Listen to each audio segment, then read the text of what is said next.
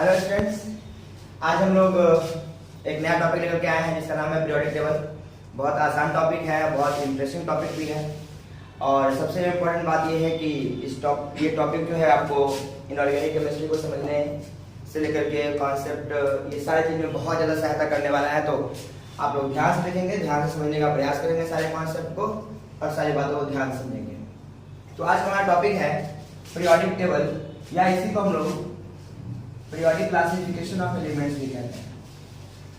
Periodic classification of elements,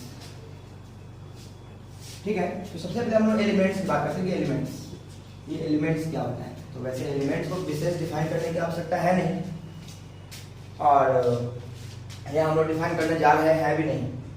बस सबसे पहले हम लोग ये समझते हैं कि एलिमेंट्स अब तक नेचर में कितना है। तो हम जानते हैं कि टोटल एलिमेंट्स की संख्या अभी 114। वैसे 180 तक का इन्वेंशन हो चुका है, डिस्कवरी हो चुका है, लेकिन अभी हम लोग 114 ही हम लोग स्टडी करते हैं क्योंकि ये जो 4 का जो रिसेंटली 4 एलिमेंट्स का जो डिस्कवर हुआ है अभी रिसेंटली, उसके बारे में भी कंप्लीट जानकारी हम लोग को प्राप्त नहीं है, जिस कारण से हम लोग अभी टोटल एलिमेंट्स की संख्या 114 ही कहते हैं। तो हम लोग पढ़ रहे हैं पीरियोडिक टेबल और एक्चुअली इसका चैप्टर नेम है पीरियोडिक क्लासिफिकेशन ऑफ एलिमेंट्स। सबसे पहले क्लासिफिकेशन की बात करते हैं। क्लासिफिकेशन क्या होता है? तो हम जानते हैं जैसे ये क्लासिफिकेशन का मतलब है वर्गीकरण, मतलब उसको अलग अलग भाग में बांटना। तो यहां से फिर एक क्वेश्चन आ जाएगा कि एलिमेंट्स के क्लासिफिकेशन की आवश्यकता पड़ी क्यों इसका पीरियोडिक क्लासिफिकेशन है ना, पीरियोडिक क्लासिफिकेशन की आवश्यकता पड़ी क्यों, इसको क्यों अलग अलग करने का प्रयास किया गया, क्या जरूरत हुआ जिस कारण से हम लोग एलिमेंट्स को पीरियोडिक क्लासिफाई कर रहे हैं। तो इसका बहुत सिंपल सा हम 2-3 एग्जांपल आप लोगों को देना चाहेंगे। जैसा कि मान लिया जाए कि हमको किसी सब्जी की दुकान पे जाना है और सब्जी खरीदना है। तो हम जानते हैं कि सब्जी की दुकान में बहुत सारा सब्जी का ढेर होता है और अगर मान लिया जाए कि अगर आपको सिर्फ परवल लेना है तो अब दुकानदार को क्या कहेंगे कि परवल दीजिए। तो अगर सारा सब्जी मिक्स होगा तो कहीं ना कहीं उसको सब्जी देने में आपको बहुत परेशानी होगी। इसका मतलब यही है कि अगर सारे सब्जी को अलग अलग रखा जाए तो उस दुकानदार को बहुत आसानी होगी इस चीज उसको दुकानदारी करने में। मतलब कोई भी सब्जी कोई मांगता है तो आप वो उसको बड़ी इजीली किसी भी ग्राहक को दे पाएगा। इसलिए जो एक तरह का सब्जी जो भी है उसको क्या किया हम लोग अलग रख दिए, जो दूसरी तरह का सब्जी है उसको अलग रख दिए और जो भी अलग अलग प्रकार की सब्जियां है उसको हम लोग अलग रख दिए ताकि कभी भी हम लोगों को या जो भी दुकानदार है सब्जी का उसको उस सब्जी को बेचने में दिक्कत नहीं हो, ग्राहक को बेचने में दिक्कत नहीं हो, देने में समय नहीं लगे, वो इजीली उस सब्जी को दे सके किसी ग्राहक को। फिर एक और एग्जाम्पल हम लोग समझते हैं कि जैसा कि अगर आप श्योर सक्सेस कोचिंग सेंटर के स्टूडेंट हैं तो आप लोग जानते होंगे कि यहाँ पर सारे बच्चों को ग्रुप वाइज डिवाइड करके पढ़ाया जाता है। मतलब ये है कि हर तरह के बच्चों का अलग अलग ग्रुप होता है। यहाँ पे जो बहुत अच्छे बच्चे हैं उनका अलग ग्रुप होता है, जो मॉडरेट लेवल के उनका अलग ग्रुप होता है और जो भी मतलब पुअर स्टूडेंट्स हैं, मतलब गरीब का सेंस नहीं है, मतलब वीक स्टूडेंट्स हैं, तो उनको एक अलग ग्रुप में रख के पढ़ाया जाता है ताकि उन लोगों का प्रॉपर ग्रोथ सारे लोगों का हो। तो सोचने के बाद ऐसा क्यों किया जाता है? ऐसा इसलिए किया जाता है ताकि एक प्रॉपर्टी वाले सारे स्टूडेंट्स अगर एक क्लास में रहेंगे तो सबको किसी भी तरह के बात को समझाने में बहुत आसानी होगी।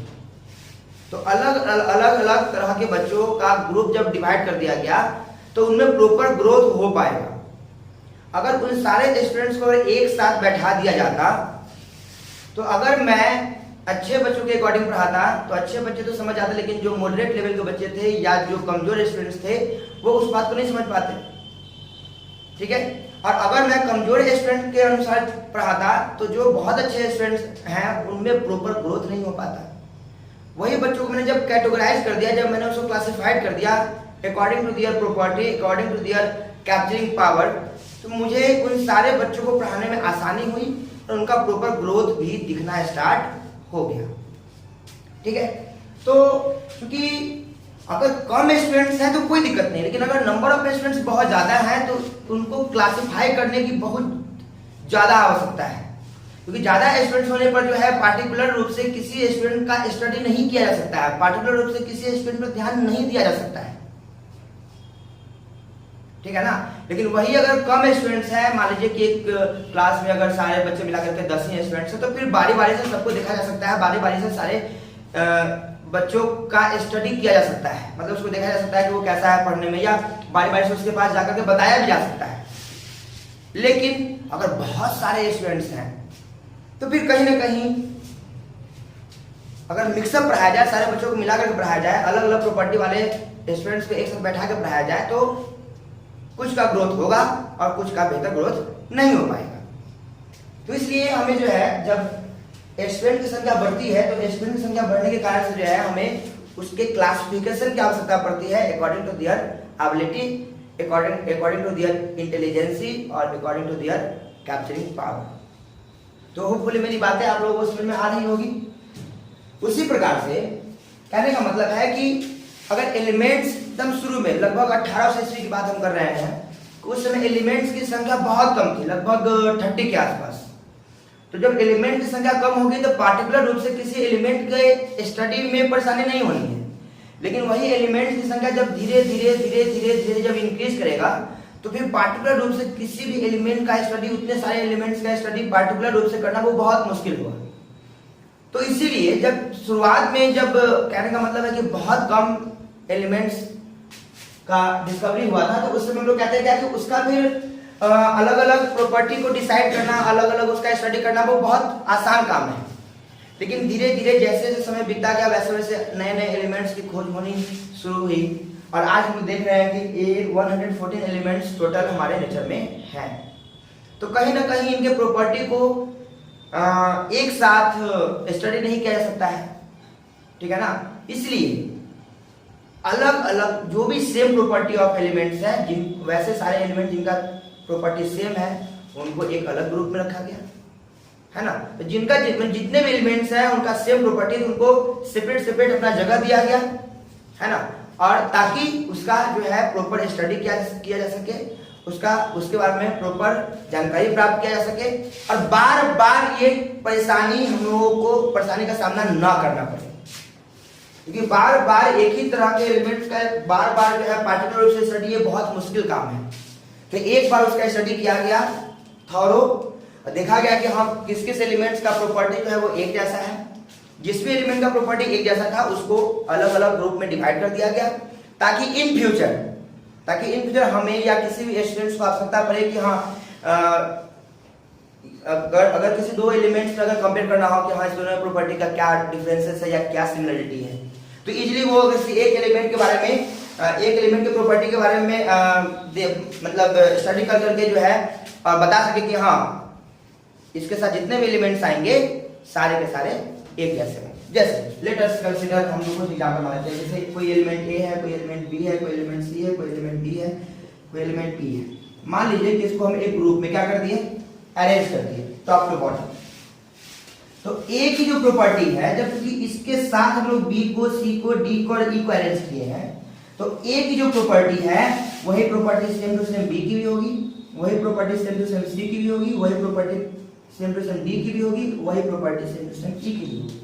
तो पार्टिकुलर रूप से ए बी सी डी ई का जो है अलग अलग स्टडी करने की आवश्यकता नहीं पड़ेगी, है ना। हम लोग ए का प्रॉपर्टी देख लेंगे, ए का प्रॉपर्टी हम लोग पता कर लेंगे और कह देंगे कि हाँ बी का वही प्रॉपर्टी है जो ए की प्रॉपर्टी है। क्यों? क्योंकि हम लोगों ने same nature of element, same property of element वाले सारे एलिमेंट्स को हम लोगों ने एक ही ग्रुप में अरेंज किया है, ताकि बारी बारी से हर बार जो है अलग अलग समय पर या अलग अलग टाइम पे जो है हमको सारे एलिमेंट के प्रॉपर्टी को कंसीडर नहीं करना पड़े, पता नहीं करना पड़े, ये मतलब ये बहुत परेशानी की बात हो जाएगी। इसलिए जब शुरुआत में एलिमेंट की संख्या कम थी तो इसकी आवश्यकता नहीं पड़ी, लेकिन जैसे जैसे एलिमेंट की संख्या बढ़ती चली गई वैसे वैसे जो है एलिमेंट के पीरियोडिक क्लासिफिकेशन की आवश्यकता पड़ी। तो what is meant by periodic classification of elements? अगर आपसे कोई पूछे कि ये पीरियोडिक क्लासिफिकेशन ऑफ एलिमेंट्स क्या है, तो हम कहते हैं क्या कि एक निश्चित समय अंतराल के बाद एक जैसे गुण वाले तत्वों का दोहराया जाना पीरियोडिक क्लासिफिकेशन ऑफ एलिमेंट्स कहलाता है। एक फिक्स टाइम इंटरवल के बाद सेम प्रॉपर्टी ऑफ एलिमेंट का repetition periodic classification of elements कहलाता है। होपफुली बात को समझ रहे होंगे आप लोग। और वैसे फिर धीरे धीरे जैसे जैसे हम लोग आगे बढ़ेंगे वैसे वैसे ये सारी बातें क्लियर होती चली जाएगी।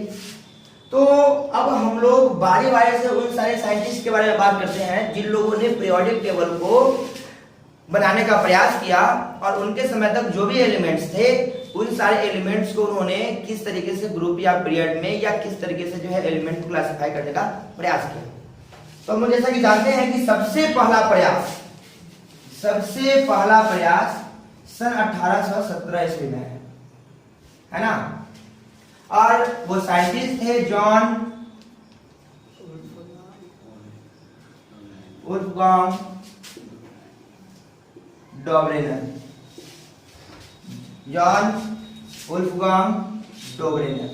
इनके समय तक कुल एलिमेंट्स की संख्या थी 30।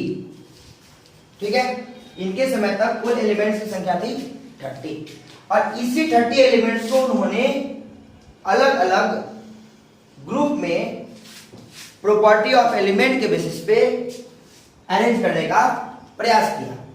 तो फिर इनका मतलब क्या मापदंड था एलिमेंट को क्लासिफाई करने का, क्या क्राइटेरिया था, हम लोग इसके बारे में सबसे पहले बात कर लेते हैं। तो जैसा कि डोबरेनर ने कहा कि अगर किसी भी एलिमेंट्स को अगर लगातार 3 एलिमेंट्स को लिया जाए है ना और उनको अगर एटॉमिक मास के इंक्रीजिंग ऑर्डर में सजाया जाए तो प्रत्येक पहला एलिमेंट और तीसरा एलिमेंट का जो एटॉमिक मास होगा वो बीच वाले एलिमेंट्स के एवरेज एटॉमिक मास के पहला एलिमेंट और तीसरा एलिमेंट का जो एवरेज एटॉमिक मास होगा वो बीच वाले एलिमेंट के एटॉमिक मास के लगभग बराबर होगा। और इसी को हम लोग डोबरेनर ट्रायड लॉ भी कहते हैं। डोबरेनर ट्रायड लॉ, ठीक है। तो डोबरेनर ट्रायड लॉ कहता है कि किसी भी एक एलिमेंट को किसी भी 3 एलिमेंट को एक साथ अगर एटॉमिक नंबर के इंक्रीजिंग ऑर्डर में अरेंज किया जाए तो प्रत्येक जो 3 का सीरीज हम लोग ले रहे हैं उसमें पहला एलिमेंट और तीसरा एलिमेंट का जो एवरेज एटॉमिक मास होगा वो बीच वाले एलिमेंट के एटॉमिक मास के लगभग बराबर होगा। ठीक है, और इसी लॉ को क्या कहा गया? डोबरेनर ट्रायड लॉ कहा गया, है ना। ट्रायड का सेंस जो है बच्चों वो त्रिक से है, त्रिक का सेंस 3 से है, लॉ का सेंस आप लोग जानते हैं, विशेष बताने की आवश्यकता नहीं है। और डोबरेनर कौन है? साइंटिस्ट है। तो हम लोग देखते हैं सबसे पहले कि इनका डोबरेनर ट्रायड लॉ में कौन कौन सा ट्रायड आया। तो सबसे पहला ट्रायड था हमारा लिथियम, सोडियम और पोटेशियम। लिथियम, सोडियम और पोटेशियम। तो कहा गया क्या कि इस 3 एलिमेंट को अगर उसके एटॉमिक नंबर के इंक्रीजिंग ऑर्डर में अरेंज किया जाए तो पहला एलिमेंट और तीसरा एलिमेंट का जो एवरेज एटॉमिक मास होगा वो बीच वाले एलिमेंट के एटॉमिक मास के अप्रोक्सीमेटली इक्वल होगा। तो हम लोग देखते हैं इस बात को फिर। तो हम जानते हैं कि लिथियम का एटॉमिक नंबर 3 होता है और मास 7 होता है, सोडियम का एटॉमिक नंबर 11 होता है और मास 23 होता है, और पोटेशियम का 19 होता है और कितना होता है इसका मास 39 होता है। मैंने क्या कहा है according to Dobereiner triad law first element और थर्ड एलिमेंट का एवरेज एटॉमिक मास निकालना है। तो क्या हो जाएगा बच्चों? 3 प्लस एटॉमिक मास लिथियम का कितना है 7 प्लस 39, इसका एवरेज कितना हो जाएगा बाय 2। तो ये हो जाएगा कितना आपको 46/2 दैट इज 23। क्या कहा गया? पहला एलिमेंट और तीसरा एलिमेंट का एवरेज एटॉमिक मास होगा वो बीच वाले एलिमेंट के एटॉमिक मास के अप्रोक्सीमेटली इक्वल होगा। तो देखिए यहाँ तो अप्रोक्सीमेटली क्या है, यहाँ तो एग्जैक्ट इक्वल आ गया है। ठीक है ना। तो पहला ट्रायड ये था। लिथियम, सोडियम और पोटेशियम को उन्होंने एटॉमिक मास के इंक्रीजिंग ऑर्डर में सजाया और कहा गया कि पहला और तीसरा एलिमेंट का जो एवरेज एटॉमिक मास होगा वो बीच वाले एलिमेंट के एटॉमिक मास के अप्रोक्सीमेटली इक्वल होगा। चलिए हम लोग अगले ट्रायड की ओर बढ़ते हैं। हाँ तो बच्चों अब हम लोग अपने अगले ट्रायड की ओर बढ़ते हैं जो कि कैल्शियम, स्ट्रोंशियम और बैरियम है। तो स्ट्रोंशियम का एटॉमिक नंबर 38 होता है और बैरियम का एटॉमिक नंबर 56 होता है। इसका मास जो 88 होता है और इसका मास होता है वो 137 के बराबर। तो क्या कहता है डो ब्रेनर ट्रायड लॉ? वो कहता है कि पहला और तीसरा एलिमेंट का एवरेज एटॉमिक मास जो होगा वो बीच वाले एलिमेंट के एटॉमिक मास के अप्रोक्सीमेटली इक्वल होगा। तो फिर चेक करते हैं हम लोग एवरेज एटॉमिक मास पहला और तीसरा एलिमेंट का। तो 40 प्लस 137 अपॉन 2, तो आप जानते हैं कि ये 177 अपॉन 2 हो जाएगा और जो कि वैल्यू आएगी 88.5। आप देख पा रहे हैं कि यहाँ वैल्यू जो है वो 88.5 आया है और बीच वाला जो एलिमेंट है, जो मिडिल एलिमेंट है, उसका एटॉमिक मास जो है वो 88 है। तो मैंने कहा है आप लोग कि अप्रोक्सीमेटली इक्वल, एग्जैक्ट इक्वल की मैंने बात नहीं की है। मैंने कहा है कि अप्रोक्सीमेटली इक्वल होगा और एक्चुअली ये बात मैं नहीं कह रहा हूँ, इसको बहुत पहले जोहान वोल्फ्गांग डॉबरेनर कह के बेचारे परलोक सिधार चुके हैं, ठीक है ना। तो ये हमारा दूसरा ट्रायड था। तो बच्चों हम लोग अपने तीसरे ट्रायड की ओर बढ़ते हैं जिसका नाम है क्लोरीन, ब्रोमीन और आयोडीन।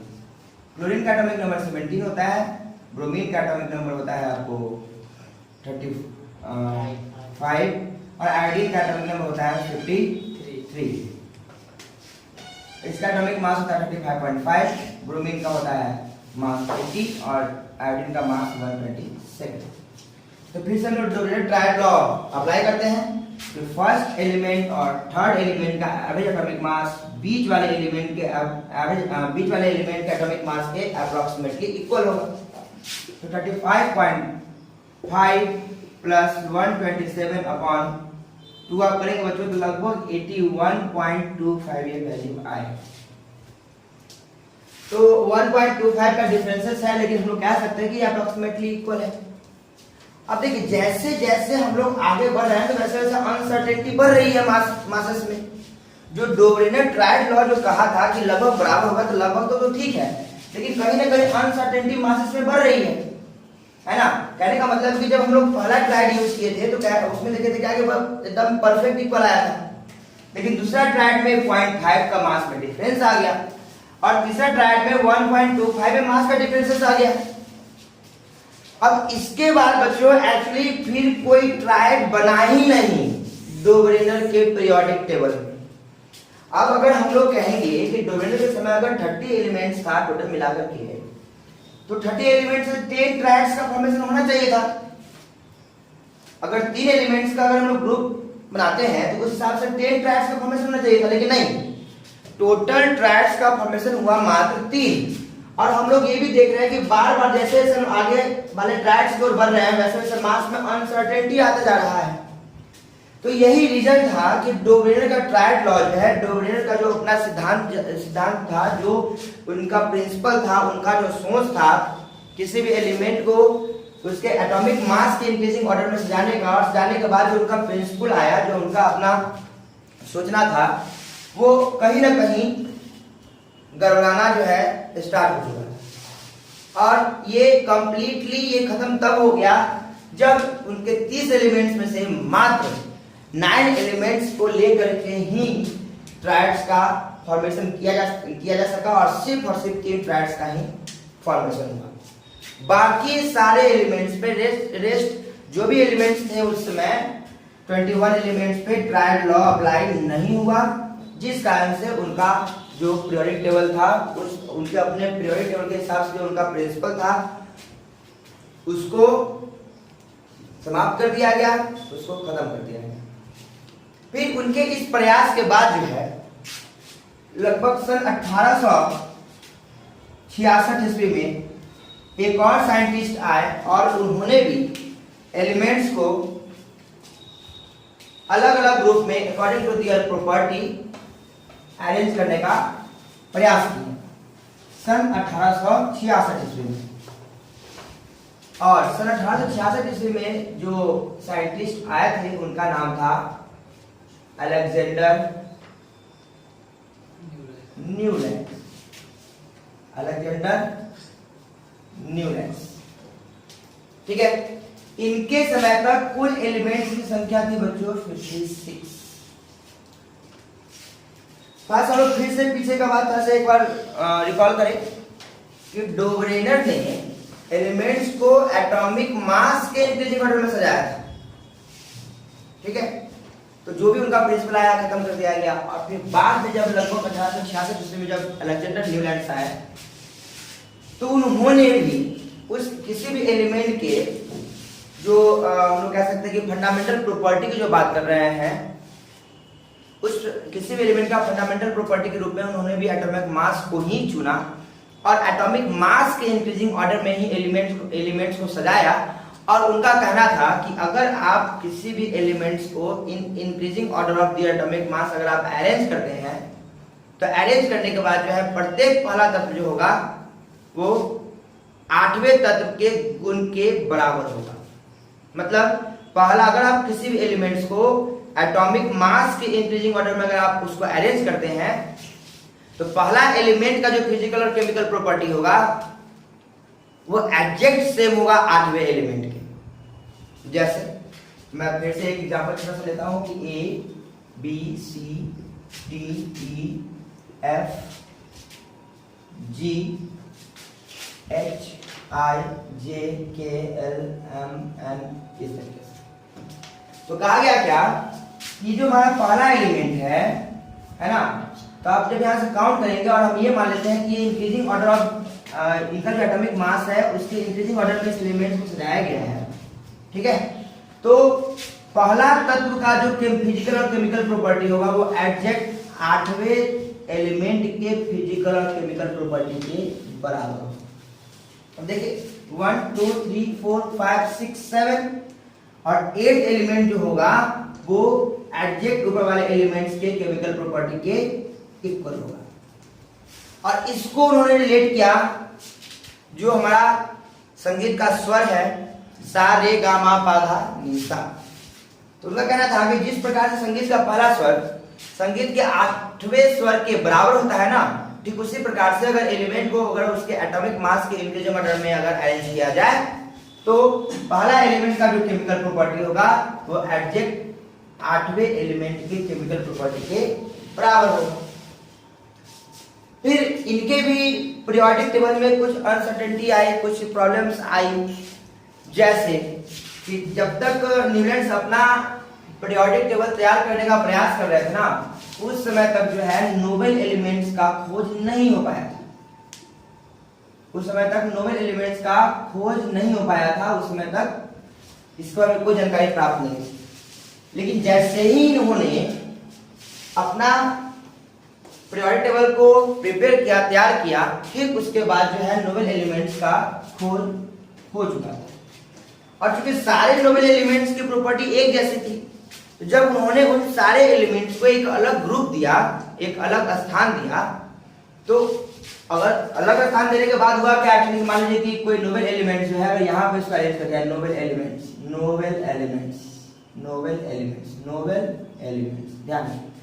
तब क्या हुआ बच्चों कि पहला एलिमेंट का जो केमिकल प्रॉपर्टी या फिजिकल प्रॉपर्टी है, आप देखिए 9th एलिमेंट के केमिकल प्रॉपर्टी और फिजिकल प्रॉपर्टी के बराबर है।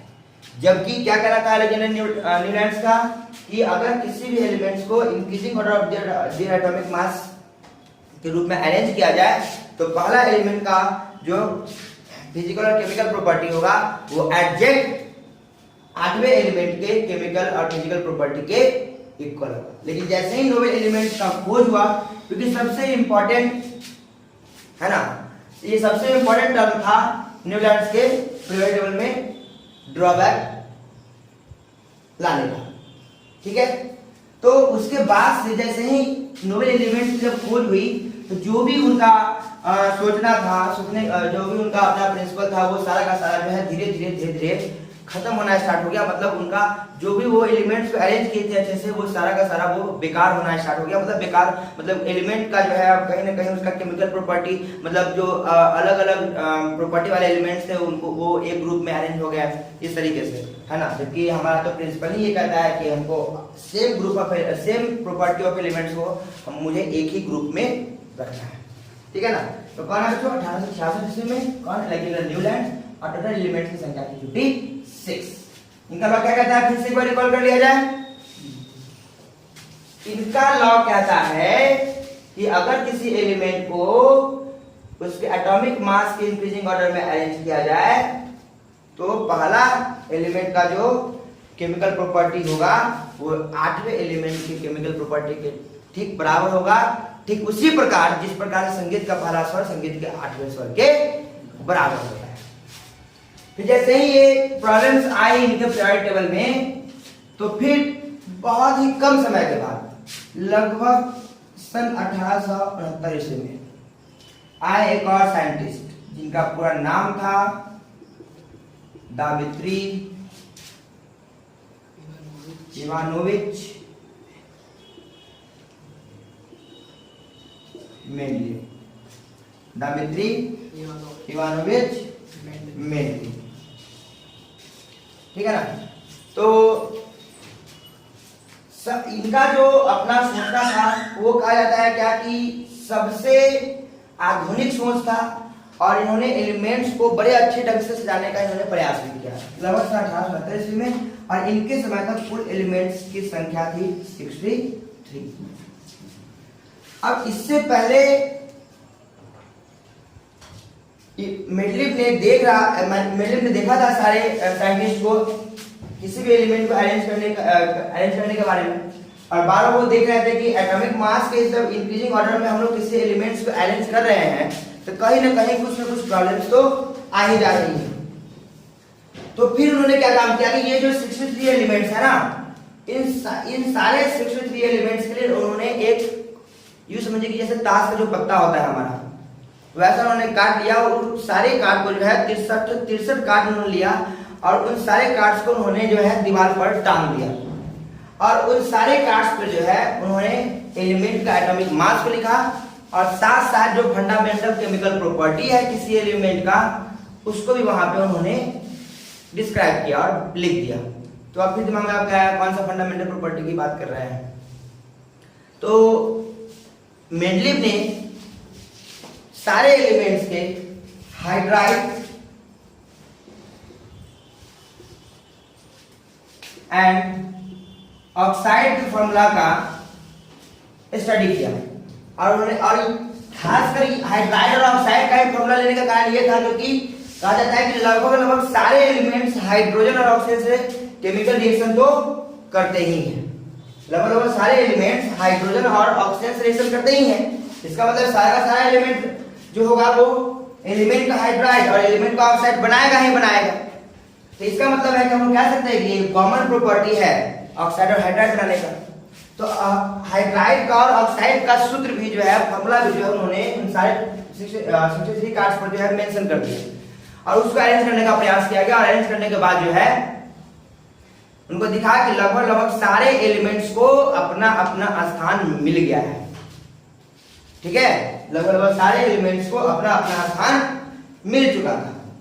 तो उन्होंने एटम, ध्यान से मेरी बात सुनिए आप कि मैं ये भी कह रहा हूं कि जब उसको अरेंज करने का सेंस क्या, कैसे अरेंज किए, तो एटॉमिक मास के फिर से इंक्रीजिंग ऑर्डर में उन्होंने अरेंज किया, और इस बात का भी ध्यान रखा कि जो सेम प्रॉपर्टी ऑफ एलिमेंट है उसको एक साथ रखा जाए। लेकिन फिर भी इनके मतलब इनका जो पीरियोडिक टेबल था, इनका जो लॉ था, उसे भी कुछ अनसर्टेनिटी आई, कुछ अनिश्चितता आई, और वो उसमें देखा जाने लगा क्या कि बाद में जब उसके केमिकल प्रॉपर्टी के बेसिस पे एटम को अरेंज किया जा रहा था, एलिमेंट को अरेंज किया जा रहा था, तो बहुत जगह देखा गया क्या कि जो लोअर एटॉमिक मास वाला एलिमेंट है वो आ गया बाद में, और जो हायर एटॉमिक मास वाला एलिमेंट है वो आ गया पहले। जबकि हम जानते हैं कि जो किसी भी एलिमेंट का जो केमिकल प्रॉपर्टी होता है वो उसका एटॉमिक मास के पीरियोडिक फंक्शन होता है ना। और उसी के बेसिस पे दामित्री इवानोविच मेंडलीफ भी एलिमेंट को अरेंज करने का प्रयास किए थे। लेकिन हाँ, एक एडिशनल टर्म लिए थे, वो क्या, उसके हाइड्राइड और ऑक्साइड का फॉर्मूला। तो हाइड्राइड और ऑक्साइड का फॉर्मूला एक्चुअली क्या डिफाइन करता है, मुझे ये सोचना पड़ेगा, ठीक है ना। हाइड्राइड और ऑक्साइड का फॉर्मूला एक्चुअली क्या डिफाइन करता है, तो हम लोग कह सकते हैं कि हाइड्राइड और ऑक्साइड का फॉर्मूला जो है वो वैलेंसी को डिफाइन करता है। क्या मतलब बच्चों इसका, जैसे मान लीजिए कि बोरॉन और ऑक्सीजन के बीच केमिकल रिएक्शन होगा तो क्या बनेगा, B2O3। इसका मतलब क्लियर है कि बोरॉन का जो वैलेंसी वो कितना के बराबर है, 2 के बराबर है। तो उन्होंने एक मतलब एक वैलेंसी टर्म को भी वहां पर डिफाइन कर दिया कि अगर किसी एलिमेंट को एटॉमिक मास के इंक्रीजिंग ऑर्डर में अरेंज किया जाए तो सेम वैलेंसी वाले एलिमेंट्स जो होंगे वो क्या आएंगे, सेम ग्रुप्स में आएंगे, ठीक है। तो ये बात आप लोगों को समझ में आ रहा होगा। लेकिन हाँ, जब वो आगे बढ़ाते गए उसको तो फिर उसके बाद जो है कुछ अनसर्टेनिटी आनी स्टार्ट हो गई और बहुत जगह पर ऐसा भी हुआ कि एक ही बॉक्स में जो है वो 2-3 एलिमेंट्स को अरेंज करना स्टार्ट कर दिए, ताकि उसका, क्योंकि उसका केमिकल प्रॉपर्टी, फिजिकल प्रॉपर्टी क्या था, वो एक जैसा था लेकिन उनका मास तो डिफरेंट था। तो ये सारे फिर ड्रॉबैक्स उनके भी पीरियोडिक टेबल में आनी स्टार्ट हो गए, ठीक है। जिस कारण से धीरे धीरे उनके जो इनका जो प्रिंसिपल था दामित्री इवानोविच मेंडलीफ का, उसको भी कहीं ना कहीं उसमें भी ड्रॉबैक्स आना स्टार्ट हो गया, प्रॉब्लम्स आना स्टार्ट हो गया और फिर जो है कहीं ना कहीं बातें होने लगी कि नहीं, इनका भी जो है पीरियोडिक टेबल बहुत परफेक्ट नहीं है। लेकिन हाँ, जो उनका सोच था वो बहुत आधुनिक था और कहा भी जाता है कि पीरियोडिक टेबल के इतिहास में इनका सबसे बड़ा योगदान माना जाता है, क्योंकि उन्होंने एक बड़ा मतलब एक मॉडिफाइड बात बोला, एक बड़ा आधुनिक बात बोला, क्या कि उन्होंने ये बात को भी क्लियर किया और अपने पीरियोडिक टेबल में कुछ स्थान को भी खाली छोड़ दिया, कुछ प्लेसेस को जो है वो वैकेंट छोड़ दिए। और उनका कहना था क्या कि जब इन फ्यूचर जब एलिमेंट्स का इन्वेंशन होगा, जब एलिमेंट का डिस्कवरी होगा ना, तो ये स्थान ऑटोमेटिक जो है भर दिए जाएंगे। तो उनका ये अंदाजा था कि नहीं, एलिमेंट्स का जो है डिस्कवरी जो है वो इन फ्यूचर भी होगा और उसी के बेसिस पे उन्होंने जो है अपने जो उनका जो पीरियोडिक टेबल उन्होंने जो बनाया था उसमें जो कुछ खाली स्पेसेस को भी छोड़ दिया था, है ना, ताकि वो क्या होंगे इन फ्यूचर उस जो भी एलिमेंट का आविष्कार नहीं हुआ है, जैसे मान लेते हैं कि 2 एलिमेंट है A और B, ठीक है ना, और दोनों मान लीजिए एक एटॉमिक नंबर 5 है, एक एटॉमिक नंबर 9 है। अब आप ध्यान से बच्चों, ये दोनों का एटॉमिक नंबर के बीच में बहुत सारे एटॉमिक नंबर है वो क्या है, वैकेंट है। इसका मतलब है कि अभी बीच वाले एटॉमिक नंबर का अभी तक खोज नहीं हुआ है। तो उनका ये कहना था कि जो बीच में जो जगह खाली है, जो एटॉमिक नंबर का अभी तक खोज नहीं हुआ है, कभी न कभी इन फ्यूचर साइंटिस्ट आएंगे और उनका खोज करेंगे और ऑटोमेटिक उनको हमारे पीरियोडिक टेबल में जगह मिल जाएगी। तो ये उस समय के लिए बहुत ही बड़ी बात थी, है ना, बहुत ही मतलब मॉडर्न बात थी, जिस कारण से जो है कहा भी जाता है कि दामित्री इवानोविच मेंडलीफ का जो है सबसे बड़ा सहयोग, सबसे बड़ा योगदान जो है कहा जाता है पीरियोडिक टेबल को बनाने में। तो फिर जैसे ही दामित्री इवानोविच मेंडलीफ का फिर जो अनसर्टेनिटी आया, जो भी ड्रॉबैक्स आया उनके पीरियोडिक टेबल में, उसके बाद आए बच्चों हेनरी मोसले। उनके बाद आए हेनरी मोसले। हाँ, और हेनरी मोसले ने देखा, इस बात को बड़ा बेहतर ढंग से उन्होंने कंसीडर किया, स्टडी किया कि सारे साइंटिस्ट एक ही गलती कर रहे हैं कि एटॉमिक मास की इंक्रीजिंग ऑर्डर में सारे एलिमेंट्स को सजाने का प्रयास कर रहे हैं और कहीं ना कहीं कुछ ना कुछ अनसर्टेनिटीज आ रही है, कहीं ना कहीं कुछ ना कुछ प्रॉब्लम्स आ रही है। तो उन्होंने सोचा कि नहीं, एटॉमिक मास के इंक्रीजिंग ऑर्डर में ना सजा करके अगर किसी एलिमेंट्स को अगर एटॉमिक नंबर के इंक्रीजिंग ऑर्डर में सजाया जाए तो ऑटोमेटिक सारे एलिमेंट्स जो होंगे वो एटॉमिक मास की इंक्रीजिंग ऑर्डर में भी अरेंज हो जाएंगे। तो हेनरी मोसले आए फिर, ठीक है ना। हेनरी मोसले जो अपना पीरियोडिक टेबल दिए, उस पीरियोडिक टेबल का नाम है मॉडर्न पीरियोडिक टेबल, ठीक है। और जो भी ड्रॉबैक्स था मेंडलीफ के पीरियोडिक टेबल में, उन सारे ड्रॉबैक्स को उन्होंने जो है सॉर्ट आउट कर दिया, खत्म कर दिया। और लगभग इसलिए तो हेनरी मोसले का जो पीरियोडिक टेबल है उसका नाम ही है मॉडर्न पीरियोडिक टेबल, यानी कि आधुनिक आवर्त सारणी। मतलब जो भी प्रॉब्लम्स थी मेंडलीफ के पीरियोडिक टेबल में लगभग सारे जो डिमेरिट्स को उन्होंने ड्रॉबैक किया, सॉर्ट आउट किया, प्रॉब्लम खत्म किया। और अब जो हमारे पास जितने भी एलिमेंट्स का अरेंजमेंट है इन ग्रुप और पीरियड को बहुत बेहतर ढंग से है। बस सिंगल एक बात को छोड़ के, हाइड्रोजन का पोजीशन, सिर्फ और सिर्फ हाइड्रोजन का पोजीशन, जो कि अभी भी कंट्रोवर्शियल है। क्योंकि हम लोग जनरली जानते हैं क्या कि जो हमारा मॉडर्न पीरियोडिक टेबल है, मॉडर्न पीरियोडिक टेबल जो है हमारा, वो उसमें हाइड्रोजन, लिथियम है, सोडियम है, पोटेशियम है ना। तो मान लीजिए कि ये सारे एलिमेंट्स हमारे फर्स्ट ग्रुप के हैं, और हम लोग जानते हैं कि हाइड्रोजन जो है जनरली हम लोग उसको नॉन मेटल की तरह कंसीडर करते हैं, है ना। लेकिन देखिए ध्यान से, यहाँ लिथियम मेटल है, सोडियम हमारा मेटल है, पोटेशियम भी मेटल है, मेटल के साथ नॉन मेटल को कैसे अरेंज किया जा सकता है। हाँ, लेकिन चूंकि जो मोसले साहब थे वो क्या किए थे, एटॉमिक नंबर के इंक्रीजिंग ऑर्डर में सजाए थे, जिस कारण से हाइड्रोजन को एक प्रॉपर अपना स्थान मिला। लेकिन हाँ, अभी भी इस बात के लेकर के विवाद चल रहा है कि क्योंकि हाइड्रोजन क्या है, हमारा नॉन मेटल है, जनरली ये हमारा नॉन मेटल है, लेकिन उसको मेटल के साथ अरेंज किया गया है। लेकिन जब एटॉमिक नंबर के इंक्रीजिंग ऑर्डर में जब मोसले ने एटम को अरेंज किया तो वो प्रॉपर एक जगह हाइड्रोजन को मिला। लेकिन हाँ, अभी भी हम कह सकते हैं कि कंट्रोवर्शियल, ये विवादास्पद है, ये कंप्लीट सही नहीं है, लेकिन फिर भी एटॉमिक नंबर के इंक्रीजिंग ऑर्डर में जो एटम को अरेंज किया उस बेसिस पे ये परफेक्ट इसको अभी भी अपना स्थान मिला हुआ है। तो कहीं ना कहीं हम लोग बात लगातार कर रहे हैं ग्रुप्स का और पीरियड्स का बात कर रहे हैं बच्चों, लगातार ग्रुप और पीरियड्स की बात कर रहे हैं हम लोग, है ना। लगातार हम लोग ग्रुप्स और पीरियड्स की बात करते जा रहे हैं। लेकिन अभी तक ये बात एक बार हम लोगों ने नहीं समझा कि ग्रुप्स क्या होता है और पीरियड क्या होता है। ठीक है, तो हम लोग सबसे पहले बात कर लेते हैं ग्रुप्स और पीरियड का। हाँ, थोड़ा सा मैं पीछे और जाना चाहूंगा कि जब मैंने आपको मेनली पीरियोडिक टेबल के बारे में बताया था, तो वो जब पीरियोडिक टेबल अपना बनाए थे तो उसमें कुल मिलाकर के जो है 7 पीरियड था बच्चों, 7 पीरियड था, और 8 जो है उसमें ग्रुप्स था।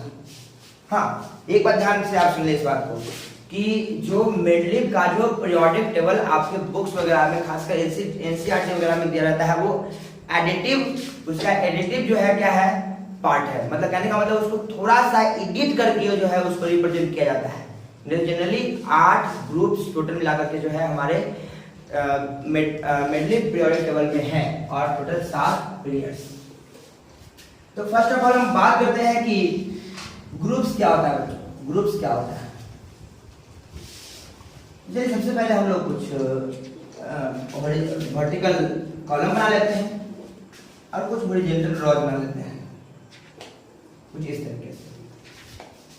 ठीक है, और कंसीडर कर लेते हैं कुछ एलिमेंट्स को, A B C D E F G H I J K L M N O P Q R। हम लोगों ने कुछ एलिमेंट्स को कंसीडर कर लिया। ये एक्चुअली हमारे एलिमेंट्स नहीं है, वो ये एक अल्फा, ये हमारा अल्फाबेट है, और हम लोगों ने मान लिया कि हमारे ये सारे हमारे एलिमेंट्स हैं, है ना।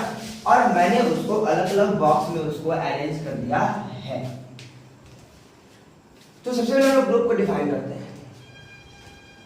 कहते हैं कोई भी पीरियोडिक टेबल जो हमारा होता है ना, उसमें जो वर्टिकल कॉलम्स होंगे वो हमारा ग्रुप कहलाएगा।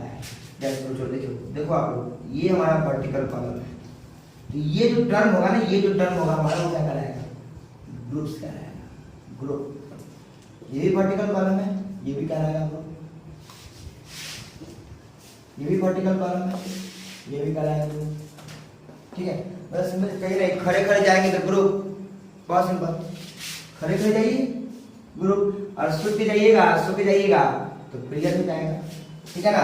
देखिए, तो अगर हम लोग हॉरिजॉन्टली अगर हम लोग जाते हैं कहीं ऐसे सो कर, ठीक है ना, तो ये क्या कहलाएगा बच्चों, पीरियड कहलाएगा। क्या कहलाएगा, पीरियड। ठीक है ना। तो हम लोग डिफाइन कर सकते हैं कि वर्टिकल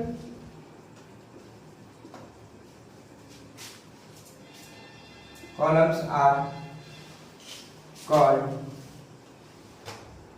groups and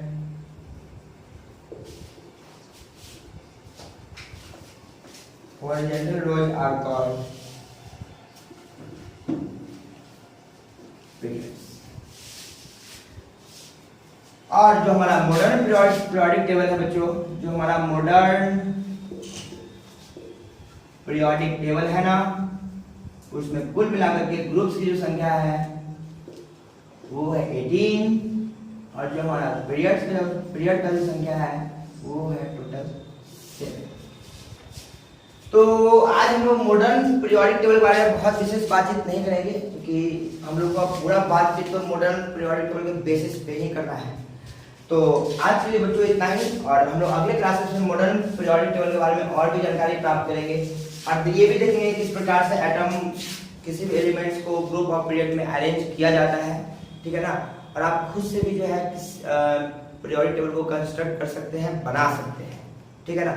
तो हम लोग का अगला क्लासेस होगा वो बहुत इंपॉर्टेंट होगा। आज हम लोग का इंट्रो क्लासेस था, है ना।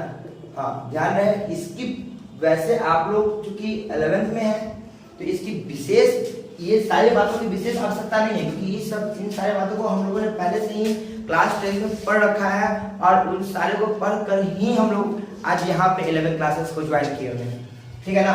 तो लेकिन फिर भी जो बेसिक बातें हैं उनको जानना बहुत जरूरी होता है, ठीक है ना। आप जानते हैं कि नहीं जानते हैं, मुझे उस बात से कोई मतलब नहीं है, लेकिन हमारे जो आपको जानकारी देना जो है वो हमारा कर्तव्य है।